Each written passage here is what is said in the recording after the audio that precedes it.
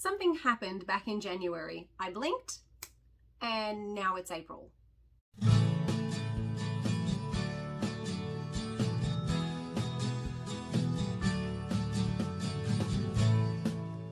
Hi everybody, welcome back to Talk and Chalk. I'm Beck and it has been many months since my last video. Like I said, this term has been a blur and I think it's been that way for everyone. Coming back to school off the back of COVID, I think we're playing catch up on a lot of things that we know we missed out on with our kids. So I apologize if you've been waiting for something, but I will make it worth your while. It is now school holidays and I'm catching up on many video suggestions. So thank you to the people that have sent them through. Today I'm going to start with modified sport activities.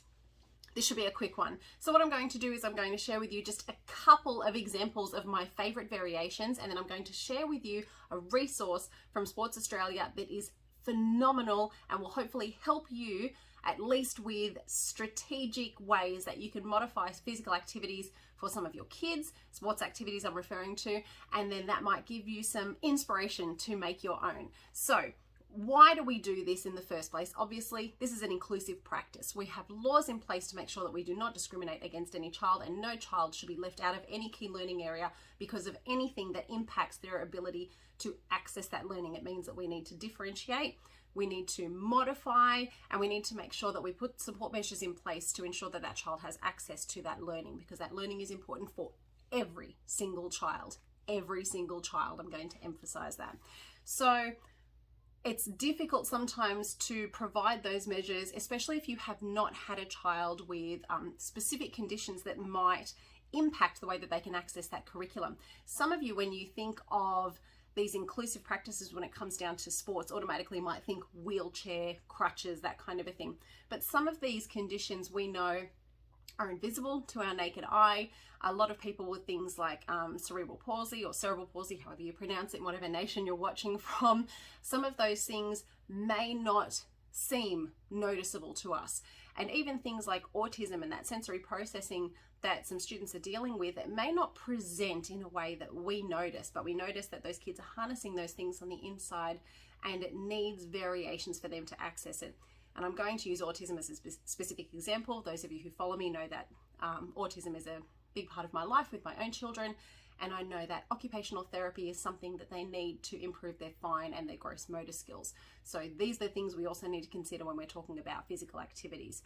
So some of the examples of things that I like to modify. One of my favorite ones is kickball. This is almost exactly the same as softball or baseball, except what you do is you're using a soft round ball. Think, I guess, like a dodgeball, for lack of a better word. We have lots of those rubbery ones in schools. Pick a size that suits the ages of the kids that you've got. Preferably not one that can be booted too far away. So if it's fully inflated, if it's one of those ones, let a little bit of air out of it. And then obviously, instead of throwing the ball around, you can kick it. So you have someone at the pitch who's pitching it, the pitcher, who's going to kick it to the person who is the batter, who then gets to kick it out. And then anyone that's around the field, the fielding team, the only way they can get it back to the catcher is by kicking it. Now, I modified it this way because of a class that I happened to be working with where the hand coordination was not so great for various reasons, and we needed to modify it in a different way because this was still a game that kids wanted to enjoy. They like baseball, they like softball, they wanted to be able to slide into first base and get a home run. So by modifying it this way and using a big ball, it made it easier for students to be able to hit the ball.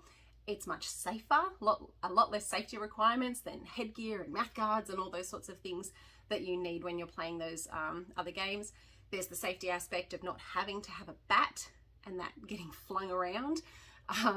And you know, there's always kids that like to pick it up and do the wrong thing with it. At least that's out the window. And all you need for this is your 4 bases. Really, you don't even need to have a proper base. You can find something else to be the base.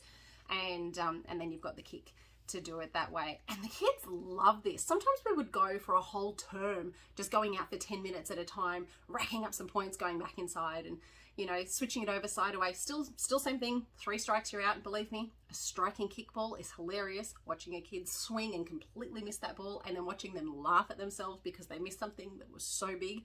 And of course, that kind of thing where a child can laugh at themselves comes modeled from you as the teacher, being able to fail, being able to lose, being able to do so with good sportsmanship. My next one I call Zombie Rush. Now, for those of you outside of Australia, I don't know if you play Bull Rush. I think in America it's something like Red Rover. So for those of you that don't know, Bull Rush is essentially a game where you are on a big sports field and all the kids line up on one side and a couple of kids get chosen to be in. They're in the middle. You get to your Bull Rush and everybody runs to the other side of the field where there's a safe zone. And any kids that get tipped on the way over, they're also in. And then the kids line up again at the other end, and then they race all the way back when you call Bull Rush again. And it goes back and forth until there's obviously the one really fast kid left in the school at that end. And it's always the same kid. It's always some footy kid or some sprinter, some little athletics kid who always ends up winning. And it can get very frustrating for kids when you say, yeah, let's go out for a game of Bull Rush, when, you know, really all you're doing is getting some running in, get some athletics in or whatever. And the kids feel no sense of gratitude in that. So I changed it to Zombie Rush. So what I do is I change it each time they go from one side of the field to the other. And the first time we play this, everyone is a zombie. The people that are lined up ready to run are zombies, and the people that are in are zombies, and they have to walk and sound like a zombie. So they've got their arms out, they're putting a face on, and they're going, oh, brains, and they can only walk essentially at that pace to tip someone, and they love it. They love the laughter. They love the fact that that speedy kid that always wins has to go essentially at a slower pace than them. And sometimes those speedy kids that are really focused on winning, because that might be their drive, they get into the game part of it, the fun part of it. They're still developing fine and gross motor skills while they're doing this. It's just a really funny way of doing it. Then I modify and I do it a different way. So then the next way I might say, it's Dinosaur Rush. So you have to be a dinosaur, and the kids can pick their dinosaur, unless you want to pick that they're all T-Rexes with little arms and they can only tip like this, but they could be a pterodactyl with their wings out. They could be a rhinoceros, oh my gosh, a triceratops. They could be raptors and getting their claws out. And obviously different dinosaurs could go at different speeds or different stomps or getting in whatever they want. And then of course they get down to the other end. By this point you've got more and more kids that are in. And then I modify it again and I might say, right, you've got a moonwalk. So they've got to go backwards like Michael Jackson and slide their feet.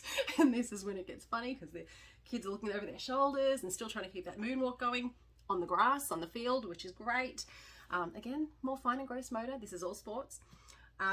Another one might be like a runway model. You got to walk down with a bit of sass, the hands are out, give a bit of a pose as you go through. Boys get into this more than you will ever think they do, especially the sporty boys. They love it. Another one is like the Naruto run, for anyone who's ever watched some kind of anime, which is where they stick their I can't do this sitting down in my room, fling their hands out behind them and then just run head first with their arms flinging out. They have to look up. You don't let them look down at the ground. One of the funniest ones is like a duck or like a chicken, and they've got to get down and squat and get down with their arms. I'm really enjoying just remembering all of this every time I've played it with a class. Think up different ones. If you come up with a different one, please put it in the comments below, because I'd love to hear some additions to add to my repertoire. Obviously, if you think of animals, creatures, things like that, it will make it so much more interesting. But even let the kids pick, you know, those kids that are in, what do you want it to be? Let them come up with something, you know, like a snake or something else. It's always great. Okay, my next one is something that my own children came up with, and that is double scissors, paper, rock. So normally, scissors, paper, rock, shoot. We've got something there. Yes, if you're American, I know you do rock, paper, scissors. Australia, scissors, paper, rock, it's what we know. Doubles though. So I'm going to go this way so it doesn't look rude like from Ross from Friends. So they get their hands together and they go scissors, paper, rock, shoot. And you've got two options to play. So you're kind of playing two games at once. This is really good for that left-right brain, hand-eye coordination thing, because after a while they'll stop doing the same thing like this, and they'll start modifying it to things like that. And they've got to concentrate on who won this side and who lost that side, or if you won both sides or anything like that. So you'll start to see as they play the differences. So even in my own 5-year-old, it took a little while of doing this before he realized, hang on a second, I can tweak it, I can lose this side and I can win this side, which is really good for those kids that maybe don't handle losing a competition thing very, very well. They could win one side and lose the other side. My next one, and I've shared this before as a lesson break, but this is good for fine motor and gross motor as well. I call it silent underpants, and I probably should rethink that name. If you've ever played silent ball, you know that in silent ball, essentially you're in the classroom, this is probably a lesson break, everyone has to be silent, there's a ball, preferably a soft one, you throw it around the room, and there's some rules that go with it depending on how you run it as a teacher. So if you drop the ball, you're out. If you do a silly throw, you're out. That kind of a thing. I changed the ball because I realized kids were getting bored with it. You go like, okay, let's play a game of silent ball. Crickets would go off. And I had the book Captain Underpants from book club one time, which came with a little plushy Captain Underpants. Right, who wants to play silent underpants? What? I'd hold up the Captain Underpants and I'd just fling it into the group. He has a little cape and everything. He's like, okay, we'll throw Captain Underpants around the room. Go out. What'd you play today? Played silent underpants. Right. Same rules. If you drop it, you're out. If it's a silly throw, you're out. But the fact that it's not a ball, it was a plushy toy, made it easier for some of the kids to catch, made it easier for some of the kids to throw. For those kids that were apprehensive about the game or didn't dislike the game, it created a different sense of engagement with it. And then I modified it to other things. I had a little plushy lizard, so we played silent lizard. Could have a plushy Care Bear, play silent Care Bear, all of those things.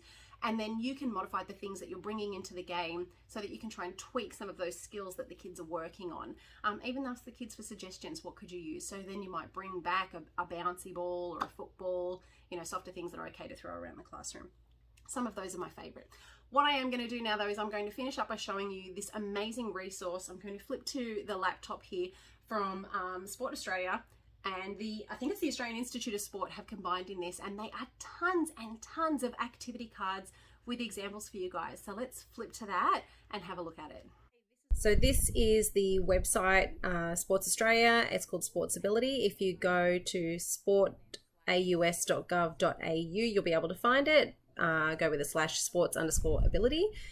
Zoom in and you'll see these menus, search, how to use the cards, using Tree, which is a model that you can use, and then there's details on inclusive practices. If you're a beginning teacher, I highly recommend reading all of this. There's a lot of good background knowledge. Now you can see here you can search for specific activities, different skill focuses there, and there's some examples down the bottom, but I recommend you just click download all. If you go to this, it will give you a PDF of all of the different cards they've got, which you can see here. And you can see I've got 56 odd pages of these different activities where you can modify different sports activities there. And you can see that some of these things are quite inclusive. You'll see kids in wheelchairs, but you'll also see students sitting in chairs so that the students are accessing the game in the same manner. Now, obviously you can follow these cards as you want, or you can modify them to suit the context in which that you're teaching and the kids that you have. I don't know what Polybat is here that you can see it, but it looks like a modified version of table tennis. And if you don't have a table like this, you can at least get some borders up, get some paddles, get the ball, and still tweak that game to suit your own context. So I highly recommend downloading that because it is just a wonderful resource of activities that you can have. Okay, that's all I've got for you for my first video back. I hope it was helpful. If you've got any suggestions, pop them in the comments below. As always, likes are appreciated. Click to subscribe if you haven't already subscribed because there are more videos coming out. Thanks everyone. I'll see you in the next one.